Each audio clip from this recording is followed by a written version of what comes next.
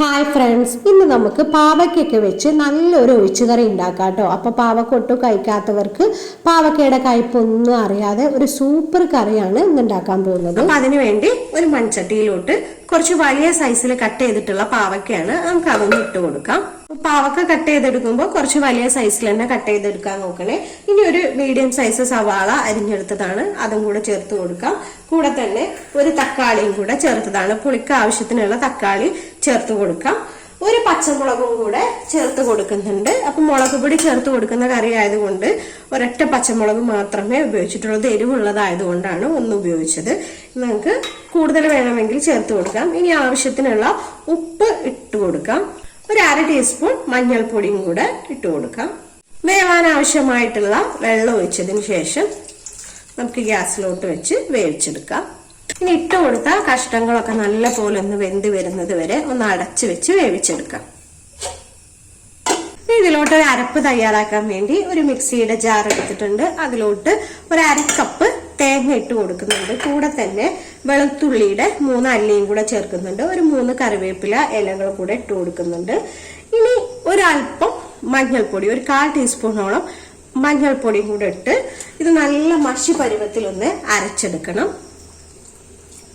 അപ്പൊ കറിയൊക്കെ നല്ലപോലെ ഒന്ന് തിളച്ച് കഷ്ണമൊക്കെ വെന്ത് പാകമായിട്ടുണ്ട് കേട്ടോ. ഇനി നമുക്ക് ഇതിലോട്ട് ഒരു 1.5 ടീസ്പൂണോളം മുളക് പൊടി ചേർത്ത് കൊടുക്കുന്നുണ്ട്. 2 ടീസ്പൂൺ മല്ലിപ്പൊടി, 1/2 ടീസ്പൂൺ പെരിഞ്ജീരകപ്പൊടി, ശേഷം ഒരു ചെറിയ നെല്ലിക്ക വലുപ്പത്തിലുള്ള പുളി, വാളംപുളി വെള്ളത്തിലിട്ട് വെച്ചതാണ്, അതിന്റെ വെള്ളം ഒന്ന് ഒഴിച്ചു കൊടുക്കാം. ഇനി പൊടികളുടെ പച്ചമണമൊക്കെ ഒന്ന് മാറി ഒന്നും കൂടെ ഒന്ന് തിളച്ച് വരട്ടെ.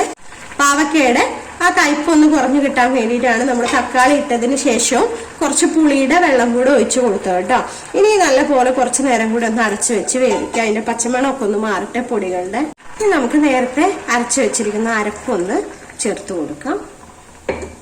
നമ്മുടെ ആവശ്യത്തിനനുസരിച്ച് വെള്ളം ഒഴിച്ച് ഗ്രേവി ഒന്ന് ബാലൻസ് ചെയ്യാം കേട്ടോ. എത്ര വേണോ അത്രയ്ക്കൊന്ന് ഒഴിച്ചു കൊടുക്കാം. കറി നല്ല പോലെ ഒന്ന് തിളച്ച് റെഡി ആയിട്ടുണ്ട്. ഇനി നമുക്ക് ഗ്യാസിൽ നിന്ന് മാറ്റി വെക്കാം. കറി ഒന്ന് താളിച്ചു വെക്കാൻ വേണ്ടി ഗ്യാസിലോട്ട് ഒരു പാൻ വെച്ച് കൊടുത്തിട്ടുണ്ട്. ഇതിലോട്ട് 2 ടേബിൾ സ്പൂൺ വെളിച്ചെണ്ണ ഒന്ന് ഒഴിച്ചു കൊടുക്കാം. എണ്ണ ചൂടായി വന്നിട്ടുണ്ട്. ഒരു 1/4 ടീസ്പൂൺ ഉലുവ ഇട്ട് കൊടുക്കാം. അതൊന്ന് പൊട്ടി വരുന്ന നേരം കൊണ്ട് ഒരു 1/2 ടീസ്പൂൺ കടുക് ഇട്ട് കൊടുക്കാം. 2-3 വറ്റൽമുളക് പൊട്ടിച്ചതാണ്, അതും കൂടെ ചേർത്ത് കൊടുക്കാം. കുറച്ച് കറിവേപ്പില, നമുക്കത് കറിയിലോട്ട് ഒഴിക്കാം. അപ്പൊ നമ്മുടെ പാവയ്ക്ക കറി ഇവിടെ റെഡി ആയിട്ടുണ്ട് കേട്ടോ. വളരെ ടേസ്റ്റിയാണ് ഈ കറി. പാവയ്ക്കയുടെ കയ്പൊന്നും ഒട്ടും അറിയില്ല. അതുപോലെ നല്ലൊരു ഒഴിച്ചുകറിയാണ് നമുക്ക് ഊണിനൊക്കെ. അപ്പൊ പാവയ്ക്ക ഒട്ടും ഇഷ്ടമല്ല, ഒട്ടും കഴിക്കാത്തവരൊക്കെ വീട്ടിലുണ്ടെങ്കിൽ ഇതുപോലെ ഒരു കറി വെച്ച് കൊടുത്താൽ മതി. എല്ലാവരും നല്ല ഉഷാറായിട്ട് കൂട്ടി ഊണ് കഴിച്ചോളും. അത്രയും ടേസ്റ്റ് ആയിട്ടുള്ള ഒരു കറിയാണ്. അപ്പൊ വീഡിയോ ഇഷ്ടമായിട്ടുണ്ടെങ്കിൽ, റെസിപ്പി ഇഷ്ടമായിട്ടുണ്ടെങ്കിൽ ലൈക്കും കമന്റും ഷെയറൊക്കെ ഒന്ന് ചെയ്തേക്കണേ. അപ്പൊ അടുത്ത വീഡിയോയിൽ കാണാം. Okay, thank you.